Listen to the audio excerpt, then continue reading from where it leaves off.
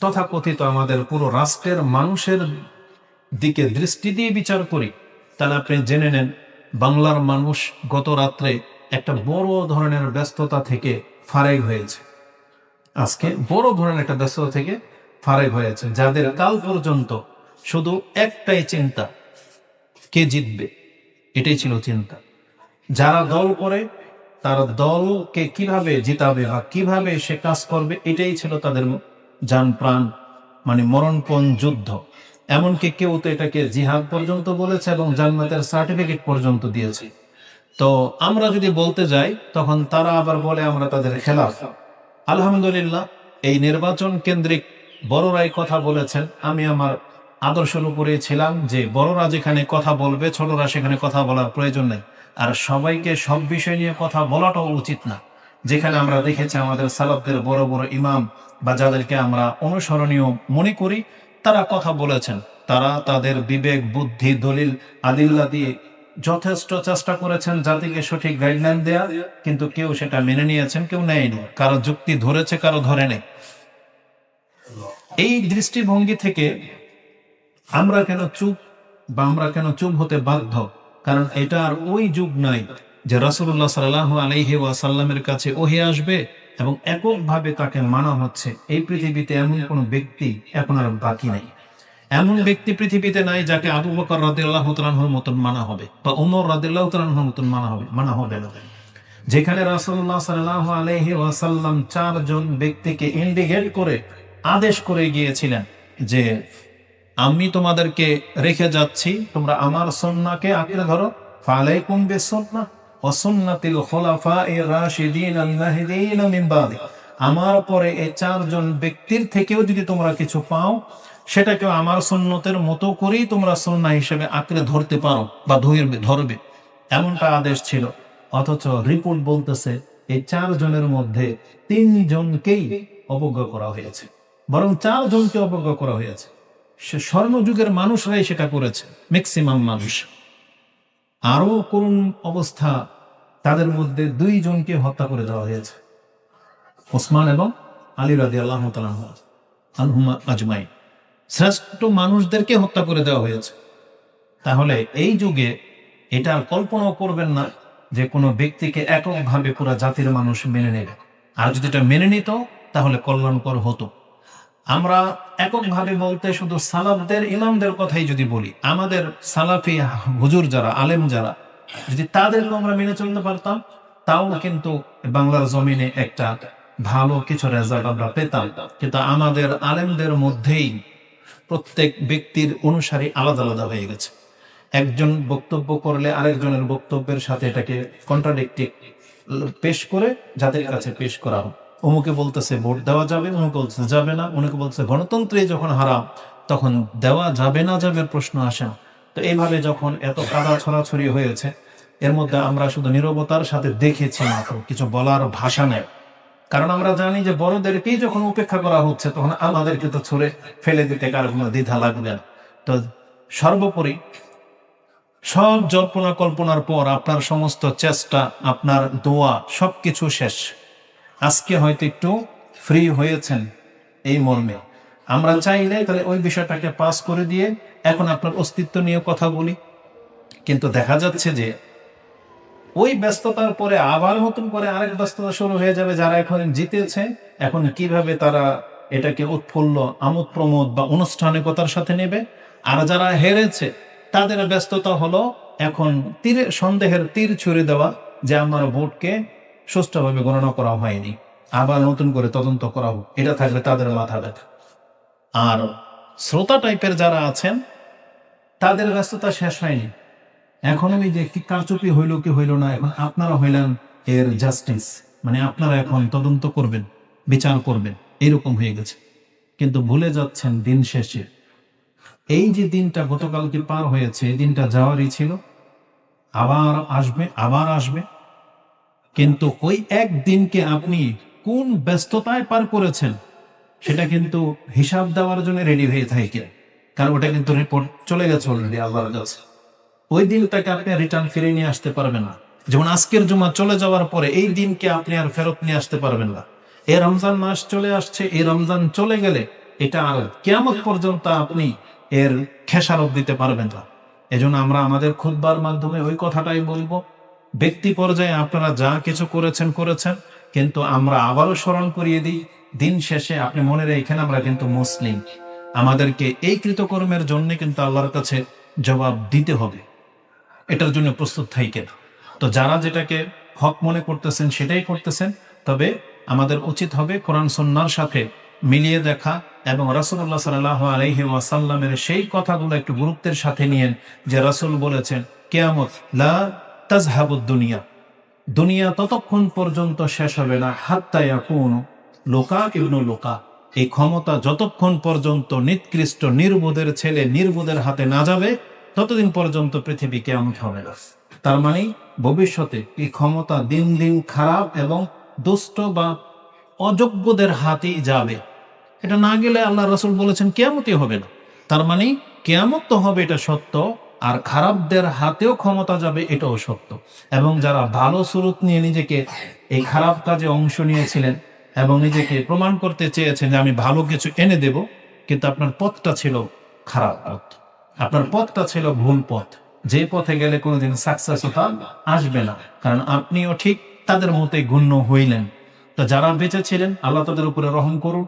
আর আমরা ছোট মুখে বড় কথা বলতে চাই না, তবে আবারও বলবো, যদি ভুল হয়েছে মনে করেন তওবা করবেন, আল্লাহর কাছে ক্ষমা চাইবেন, আবার নতুন করে নিজের ব্যক্তিত্ব নিজের দিন নিয়ে ভাবেন। আর আমাদের মেসেজ থাকবে, আমরা প্রতিনিয়তই বুঝতে পারতেছি এককভাবে পুরো পৃথিবীর বা বাংলার মুসলিম আমাদের কোনো ব্যক্তিকে ইমাম হিসেবে মেনে নিবে না। এটা যদি দাবি করি বা এটা যদি চেষ্টা করি, এটা আমাদের ভুল হয়। যে ভুলগুলা পীরেরা করতেছে, যে ভুলগুলা বিভিন্ন সংগঠনের নেতারা করতেছে, আমাদের দলীয় নেতা যারা সিনিয়র, তারা যদি এককভাবে চাচ্ছে যে আমাকে সবাই মেনে নেক, এটা নেবে না। কারণ এই জাতি রাসূলুল্লাহ সাল্লাল্লাহু আলাইহি ওয়াসাল্লামের সেই বাণীগুলোকে কদর করেনি। উচিত ছিল মুসলিমদের একটা লিডার হবে, যেই লিডারকে মুসলিমরা মেনে নেবে, তার পছন্দ হোক অথবা অপছন্দ হোক। রাসূল ইসলামের ভাষাগুলা কিন্তু এমনই ছিল, শেষ শেষ ভাষ্যগুলো তার এমন ছিল যে সামঈ ওয়া তাআ, তোমরা শুনবে এবং মানবে। বলা হয়েছে যে তোমরা তোমাদের নেতাদের কথা শুনবে এবং মানবে। হতে পারে সেটা তোমার পছন্দনীয় কথা, হতে পারে তোমার অপছন্দনীয় কথা, তোমার বিপক্ষে যেতে পারে, কিন্তু শুনতে হবে, মানতে হবে, সেটা যেই হোক। বলছে হাবাসির গোলামও যদি হোক, যার মাথা কিশমিশের মতো, মানে এক কথায় অপছন্দনীয় আপনার কাছে, কিন্তু মুসলিম যদি হয় তার কথাটাকে মানতে হবে।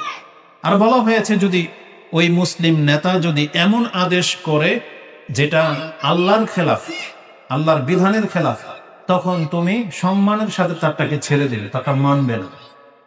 কারণ আল্লাহর বিরুদ্ধাচারণ করে কোন নেতার কথা, এমনকি পিতামাতার কথা পর্যন্ত মানা যায় না, যেটা আল্লাহ সুবহানাহু ওয়া তাআলা পিতামাতাকে এতটা সম্মান দিয়েছে, যেই সম্মান কোন নেতাও পাবে না। কোনো ক্ষেত্রে নেতার সম্মান অনেক বেশি, কিন্তু আল্লাহ সুবহানাহু ওয়া তাআলা তার এক্সাম্পল কোরআনে দিয়েছেন। যেমন আল্লাহ সুবহানাহু ওয়া তাআলা সূরা লুকমানের একটা আয়াতে বলেছিলেন, ওয়া ইন জাহাদাকা আলা আন তুশরিকা বিমা লাইসা লাকা বিহি ইলমুন ফালা তুতিহুমা, কিন্তু তার পরক্ষণে আল্লাহ বলেছেন ওয়াসাহিবুহুমা ফিদ দুনিয়া মারুফ, বাপ মা যদি তোমাকে আমার সাথে শিরিক করতে বলে, খবরদার তোমার বাপ মার কথা মানা যাবে না। তবে ওয়াসাহিবুহুমা ফিদ দুনিয়া মারুফা, বাপ মা মুশরিক হলেও তাদের সাথে সদাচরণ করতে হবে, মারুফ উত্তম আচরণ করতে বলা হয়েছে। ঠিক একই জুমলা, একই টার্ম, একই নীতি নেতাদের ক্ষেত্রেও। নেতা যদি অন্যায় কোনো আদেশ করে মানা যাবে না, তবে তার বিরুদ্ধে গিয়ে দাঁড়ানো যাবে। এটা হচ্ছে সালাফি মানহাজের নীতি। তো আমাদের বড়রা সেই বিষয় নিয়ে আপনাদেরকে দিক নির্দেশনা দিবে ইনশাআল্লাহ। তবে আমরা ছোট ব্যক্তিত্ব হিসেবে এতটা বলবো, আমরা এখনো বলি ফতোয়ার ক্ষেত্রে আমাদের বড়রা যা বলে সেটা মেনে নেওয়াতেই আমাদের কল্যাণ। কিন্তু এটা যত দিন আমাদের লাগতেছে, দেরি হচ্ছে, তত বেশি আমরা ক্ষতিগ্রস্ত হচ্ছি। এখনো সময় আছে, সিনিয়র যারা আলেম বেঁচে আছেন তারা থাকতে তাদেরকে কদর করার চেষ্টা করেন। আমরা চাইলে এখানে মেম্বার থেকে 10-20টার নামও বলতে পারবো, কিন্তু এতে রেজাল্ট কি হবে? বাকিরা মনে করবে যে তাহলে এরা শুধু এদেরকেই মানে আমাদেরকে ছেড়ে দিয়েছে। কিন্তু আপনারা চিনেন তো, যারা অনেক মানে বিজ্ঞ বয়োজ্যেষ্ঠ, যাদের কাছ থেকে আমরা আকীদা শিখি, যারা আমাদেরকে হালাল হারাম বিভিন্ন দিক নির্দেশনা দিচ্ছেন, তারা বেঁচে থাকতে আমাদের বিকল্প আর কেউ নাই। তার অতএব তাদেরকে সম্মান, তাদেরকে শ্রদ্ধা করা উচিত। এখন আমি নাম নিলাম না, তো সব ক্ষেত্রে তাদেরকে মেনে নিতে পারলে আমরা মনে হয় মানে সঠিক সফলতা কিছু পাবো। আর ওই যে বলেছিলাম যে ব্যক্তিত্বভাবে একা আমাদেরকে অনুসরণ যে করা হবে না, এটাই বাস্তব সত্য। তাহলে এই ক্ষেত্রে আমাদের করণীয় কি?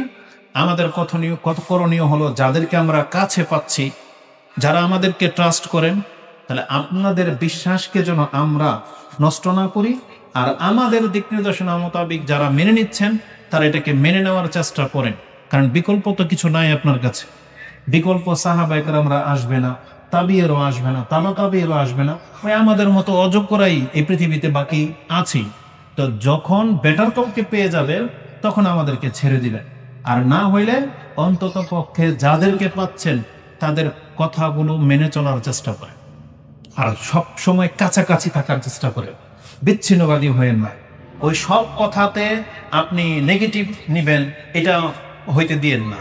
একক হওয়ার বা সবার সাথে একটু মানে মতটাকে মিলে নেওয়ার একটা চেষ্টা করেন। এটা আমাদের সালাফদের কথা বলতেছি, সব দলের সাথে আপনাকে মিলতে যেতে বলতেছি না। এখনো সময় আছে, নিজের মানহাজকে বোঝার চেষ্টা করেন, নিজের মতবাদের আলেমদেরকে চেনার চেষ্টা করেন এবং তাদেরকে কদর করার চেষ্টা করেন। এটা হচ্ছে আমাদের ভাষ্য। কোন দলের লোকেরা আমাদেরকে কি মনে করবে না করবে এটা তাদের ব্যাপার, তাদেরকে আমরা তাওয়াক্কুল করি। যেমন এক শ্রেণীর মানুষ, একটা ভয় আমাদেরও ছিল এবং এটা সবাই মনে করতেছেন এই দাড়ি টুপিওয়ালা হুজুররা যদি আসে তাহলে এটা আমাদের মানহাজের উপরে চরম হুমকি, এটা ফিল করেছেন। আবার কেউ তাদেরকে অনেক বেশি ভালোবাসেন, অনেক বেশি তাদেরকে মানে এতটা প্রাধান্য দিয়েছেন যে মনে হচ্ছে তারা ক্ষমতায় বসেই গেল, এখন তাদের ওই খায়ের খা না হলে মনে হয় আমাদের কি না কি একটা হয়ে যাবে। কিন্তু প্রকৃত অর্থে যারা আল্লাহর প্রতি বিশ্বাসী, ভরসা রাখেন, আমি সবসময় রাসূল সাল্লাল্লাহু আলাইহি ওয়াসাল্লামের ওই কথাটাই আমার মনে থাকে যে রাসূল বলেছেন লা ইয়াদুররুহুম মান খাযালাহু হাত্তা ইয়াতি আমরুল্লাহ। আমার উম্মতের একটা দল সবসময় হকের উপরে প্রতিষ্ঠিত থাকবে, যারাই তারা, তাদের খেলাফ যারা, তারা সবাই মিলে যদি তাদের কোনো ক্ষতি করতে চায় কিয়ামত পর্যন্ত তাদের কোনো ক্ষতি করতে পারবে না। এটা সাক্ষী আমি আর আপনি। একটা সময় আহলে হাদিস শব্দটা, সালাফিয়াত শব্দটা বাংলার জমিনে ছিল না। কোনো মসজিদে গলা ধাক্কা দিয়ে আপনাকে বের করে দেওয়া হইতো, আমিন বললে বা রফিলেদিন করলে। সেই জায়গায় যখন আপনার আমার মতন ব্যক্তিকে আল্লাহ বাঁচিয়ে রেখেছে নিরাপত্তার সাথে, তাহলে আর কি করতে পারবে যখন আপনাদের সংখ্যা দিন দিন বেরিয়ে গেছে? পুরা বাংলার মানুষ জানে সালাফিয়াত কি জিনিস, আহলে হাদিস কি জিনিস। এখন তাহলে কেন ভয়?